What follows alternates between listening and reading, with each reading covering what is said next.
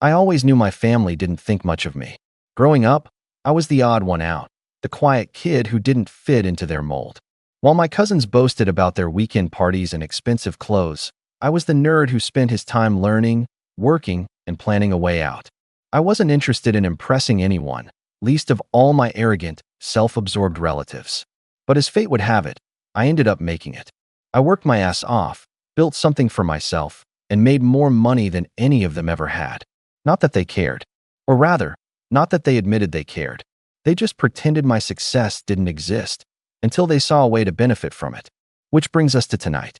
I hadn't planned on seeing them. In fact, I'd spent years avoiding these family gatherings because they were always the same. Condescending remarks, fake smiles, and constant reminders that, no matter what I achieved, I'd always be just Mark to them, the black sheep. But my mother, bless her heart, had practically begged me to come. Just one dinner, Mark. For me. It's been years. I caved. I regretted it the second I walked into that overpriced steakhouse. The entire extended family was already seated at a long, candlelit table, laughing and talking like something out of a movie. My cousin Jason, my biggest tormentor growing up, was in the center, grinning like he owned the place. The moment his eyes landed on me, that grin widened. Oh wow, look who decided to show up. Jason leaned back in his chair, his voice loud enough to turn a few heads. Didn't think you had time for us, big shot. I forced a polite smile and pulled out a chair near the end of the table. Jason frowned. Sorry, Mark, but that seat's taken. I glanced around. The only empty seats were next to Jason or his equally smug sister, Rachel. I reached for a different chair, but Rachel rolled her eyes. That one too. I blinked. You're kidding. Jason chuckled and leaned forward, resting his elbows on the table. Mark, this table is for family. You can find a spot outside. Laughter. Not from everyone, but from enough people to make my jaw tighten. My mother looked uncomfortable, but she didn't say anything. She never did. My aunt smirked. My uncle shook his head like I was some embarrassing joke. And Jason? Jason looked pleased with himself. I could have left. I should have left. But instead, I smiled. Outside, huh? I said. Nah, I'll stay. I grabbed an empty chair from a nearby table and dragged it over, placing it just outside the main group, but still close enough that I was technically at the table. A waiter came over, looking uncertain, but I just waved him off and ordered a coffee. Jason and Rachel shared a look, but they didn't argue. Not yet. Then the real show began. I wasn't stupid. I knew why they wanted me here. They didn't care about catching up. They cared about flexing. All throughout dinner, they made a show of ordering the most expensive things on the menu. I'll take the Wagyu, Jason announced, flipping the menu shut. And the lobster. Oh, and another round of drinks for everyone. He shot me a smirk. We're celebrating, after all. Rachel grinned. Yeah, we should really enjoy ourselves tonight. Desserts too, my uncle chimed in. Get the most expensive ones. The waiters kept coming, and the bill kept climbing. I said nothing. I just sipped my coffee, watching them with an amused expression. Then, when the plates were empty, the wine glasses drained, and everyone was lounging back with satisfied sighs, the waiter arrived with the bill. $3, $2.47. He placed it directly in front of me. Jason stretched lazily. You got this right, Mark? Rachel giggled. Come on, it's nothing to you. Silence. The entire table was looking at me now, waiting. I let the moment stretch, then slowly picked up the bill, glancing over it like I actually cared about the total. Then I chuckled. A soft, knowing sound. Jason frowned. What's so funny? I leaned back, took another sip of my coffee, and grinned. Oh, I said. You guys have no idea who's covering it tonight. And with that, I placed the bill back down, right in front of Jason. Jason stared at the bill, blinking a few times as if trying to make sense of what just happened. I leaned back, looking completely at ease, watching the confusion spread across the table like wildfire. Wait, you're serious? Jason's voice dropped slightly, but there was a nervous edge to it now. His grin faltered, just for a second. I didn't respond immediately. Instead, I took another slow sip of my coffee, watching his expression shift from confusion to realization, then to something far darker. Rachel, noticing the change, gave Jason a quick nudge. Isn't your company doing well, Mark? She asked sweetly, the edge of sarcasm nearly unnoticeable. Surely a little dinner like this won't put a dent in your wallet. There it was. The expectation, the assumption that I had to pay for their indulgence, just because I was the successful one. They didn't care about the effort it took to get here. They didn't care that I busted my ass for years building my own business from the ground up. All they cared about was the money they thought I should share with them. But this wasn't just about money. No, this was about them thinking they could get away with treating me like dirt while benefiting from my success. Jason tried again, his voice now more forceful, though his smile was more a tight grimace. Come on, Mark. You know you can afford it. He looked at the waiter and back at me, like he was about to give me one last chance to be the nice guy. The bill's huge, but you're a businessman, right? Just swipe that card and call it a night. My mother, who had been silent up until now, shifted uncomfortably in her seat. Mark, honey, please. It's just a dinner. It's a family gathering, and you know how they are. Her voice trailed off, as if she was trying to keep the peace, but I could tell she wasn't entirely on their side. My mother had always been the peacemaker, the one who never wanted to rock the boat. But this time, I could feel the frustration bubbling beneath the surface, the way she knew I was being taken advantage of, but didn't have the courage to say anything. I set the coffee cup down gently and looked around at the faces staring at me. My uncle, his big belly spilling over the top of his chair, was now leaning forward, his voice gruff. Look, Mark, I don't know what's going on with you, but don't act like we don't know your situation. You've been making bank for months now. Don't be a child, pay the bill, and let's go home. He was practically demanding it now, his tone cold and calculating.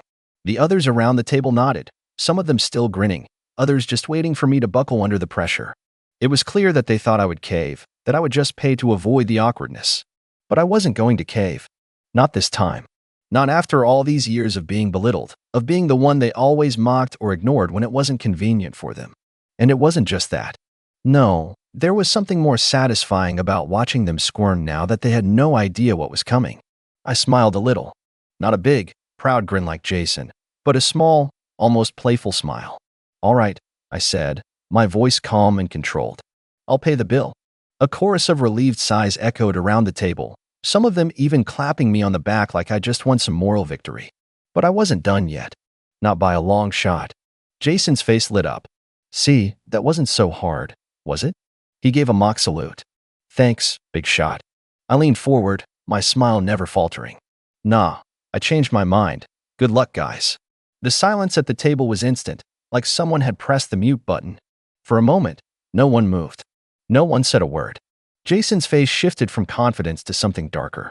He opened his mouth to protest, but I was already standing up, reaching for my jacket. I wasn't going anywhere just yet, but I wanted them to feel the tension rising. By the way, I added, my voice low, if you don't want to be responsible for this big check, you might want to think about how much you order next time. Jason's eyes were wide now, no longer the confident cousin who always took advantage of me.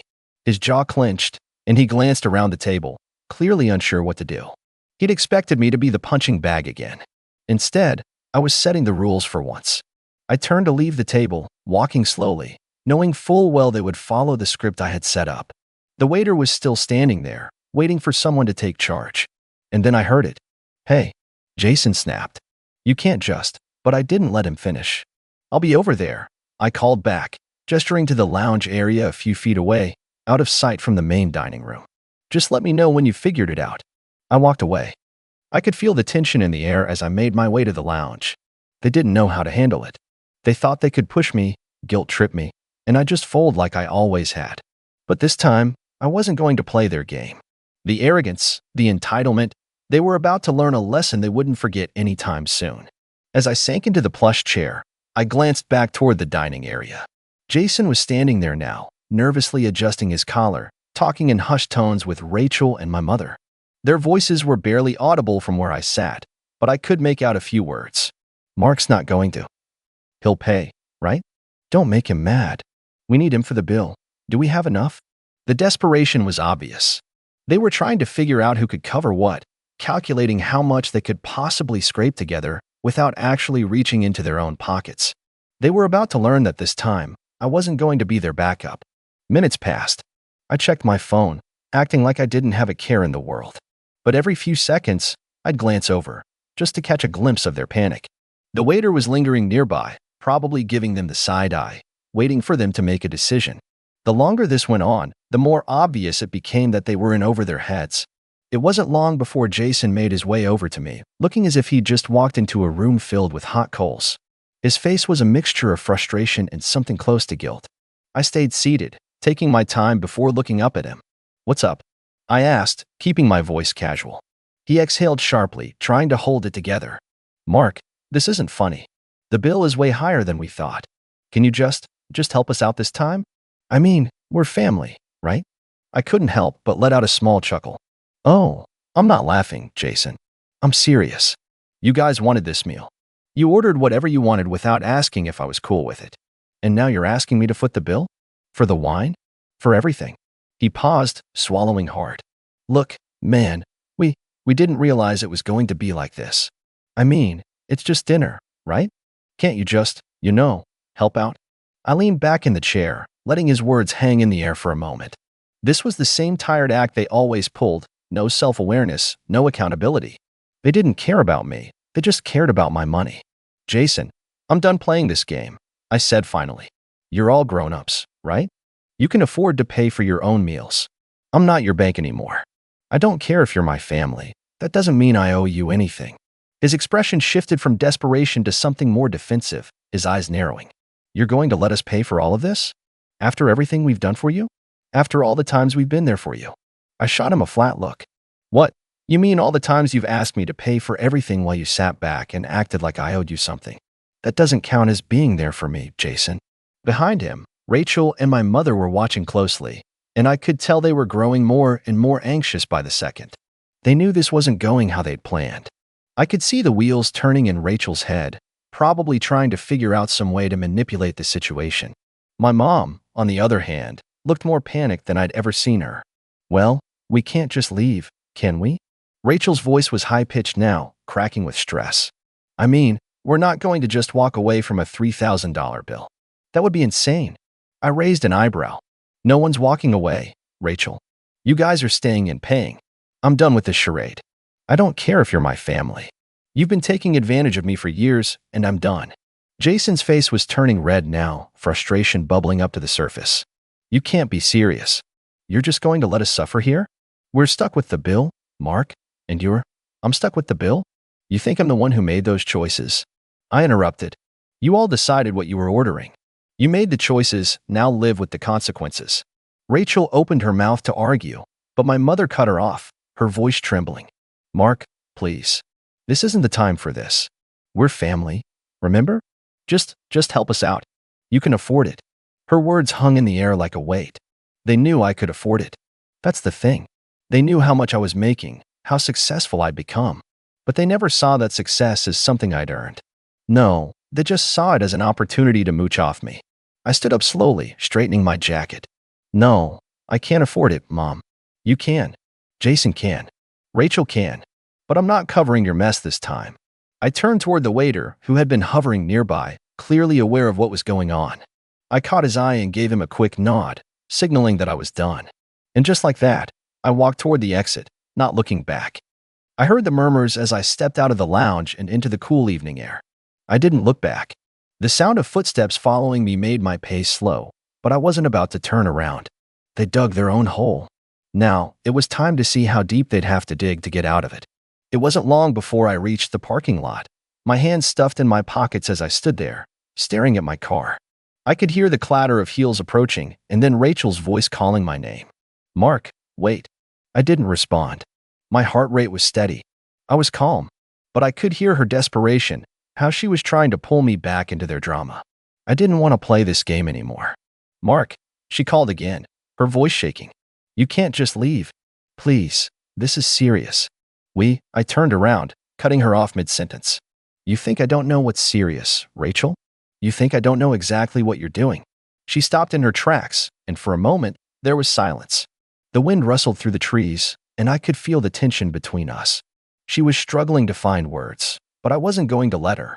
"Not this time. You've been using me for years," I said, my voice quiet but firm. "Every time something comes up, it's, 'Mark, you'll cover this, right?' It's never, 'Hey, Mark, how are you?' It's always been about what I can do for you." "Well, I'm done." Her eyes flickered, and I could see the guilt flash across her face before she quickly masked it with an angry expression. "You can't just leave us hanging like this. she snapped, her voice growing louder. We need you. You can't just walk away from family when we're in a tough spot. I felt my jaw tighten, but I forced myself to stay calm. I'm not walking away from family, Rachel. I'm walking away from your entitlement. This isn't family. This is manipulation. And I'm done letting you use me. For a moment, she just stood there, her face flushed, trying to figure out what to say next. But before she could respond, I saw Jason and my mom emerge from the restaurant, looking frantic. Jason's shirt was half untucked, and he looked like he'd been running. My mom's expression was a mixture of guilt and panic, her eyes wide as she spotted me standing there, just out of reach. Mark, please, we don't know what we're going to do, my mom said, her voice cracking. We can't afford this. You're the only one who can help us. Her words hit me, but not in the way she expected. I felt a strange, almost detached satisfaction as I watched their desperation unfold. They had pushed me for so long, and now they were realizing that there was a cost to everything. You think I'm just going to bail you out again, huh? I asked, my voice more quiet now. You think this is just about money? Well, it's not. This is about respect. This is about recognizing that I've worked my ass off to get where I am. And you can't just keep using me when things don't go your way. Jason took a step forward, hands held out, pleading. Mark, come on, don't do this. We're family. You've got to understand, this isn't just about the money. It's about, no, Jason, I cut him off. My tone hard now. It's always been about the money for you. The second you thought I'd pay, you stopped considering me as a person. You saw me as an ATM. I could see Jason's face redden as he struggled for words, his mouth opening and closing like a fish out of water. It was as if he couldn't believe this was happening, like he couldn't comprehend that I wasn't just going to fold under pressure. I glanced at my mom, who was looking more frantic now. Her eyes darted between me and the restaurant, probably wondering if I was going to come back in and solve the problem for them. But I wasn't. Not this time. You've made your bed, now you lie in it, I said, turning away. I'm done here. Before they could say anything else, I opened the door to my car and slid in. I started the engine, the low hum of the car filling the silence between us. I could see their figures in my rearview mirror, still standing there, frozen in disbelief. But I wasn't about to feel bad for them. They had their chance. They always had their chance. As I drove off, I felt this strange sense of liberation. For once, I wasn't being the sucker. I wasn't the one who was going to get used. And as the restaurant faded into the distance, I knew I had made the right choice. They had pushed too far. Now it was time for them to face the consequences of their actions. I hadn't gotten far when my phone buzzed, and I knew instantly it was them. I didn't bother answering. Let them call, let them text. I wasn't picking up anymore. But of course, they didn't give up. They didn't just let it go. By the time I reached home, there were 6 missed calls from my mom, from Jason, and a text from Rachel that read, Mark, we're really sorry. Please come back. We'll pay you back. Please don't leave us like this. I stared at the text for a long moment, my fingers hovering over the keyboard, but I didn't reply. I didn't need to. They had no idea just how badly they'd miscalculated. I tossed my phone on the couch and grabbed a beer from the fridge. It was quiet in my apartment. I could hear the faint sound of traffic outside, the soft hum of the refrigerator, and nothing else. The silence felt so much better than the chaos I just walked away from. But as the minutes passed, I started to feel this odd mix of satisfaction and something else. Relief? Maybe? It wasn't about the money anymore. It was about finally standing up for myself, something I'd never truly done with them. Just then, I heard the sound of my phone buzzing again. I glanced over. It was another text from Rachel. This time it was short and to the point. We can't pay the bill. It's $3,000. Please help. That was it. I stared at the message for a long time. It felt almost unreal. $3,000. The same amount they'd casually dropped on me earlier, thinking it was no big deal. I thought about how they had expected me to cover it all, how they had planned their night around me picking up the check like it was nothing. I didn't feel sorry for them. Not at all. I sat back down on the couch, cracking open the beer, and watched the screen, waiting for the inevitable calls to follow. It was like clockwork. Not even 5 minutes later, the phone buzzed again, this time with a call from Jason. I picked it up. Mark, he started, his voice thick with frustration. Look, we get it. You're mad. But we need your help. We can't cover this. You have to help us. I could hear the desperation in his voice. The panic. It almost made me smile, but I held it in. Jason, I already told you, I said, my voice even. You need to figure this out yourselves. You've got yourselves into this mess. It's not my problem. But Mark, you don't understand. This is family. Jason snapped, his words rushing together. You're just going to leave us to deal with this on our own? After everything we've been through? Everything we've been through? I repeated, incredulous. You mean the years of you all treating me like an ATM? The endless requests for help that always came with strings attached? That's what you mean. There was a pause on the other end, then a long sigh. I didn't mean it like that, Mark. Please. We're not using you. We just need help. Help? I said. What I've been giving you isn't help, Jason. It's enabling. And you know what? You'll figure it out. You're grown adults. If I keep bailing you out, you'll never learn. The silence that followed was heavy. He didn't argue anymore. I knew he understood what I was saying, even if he didn't want to admit it.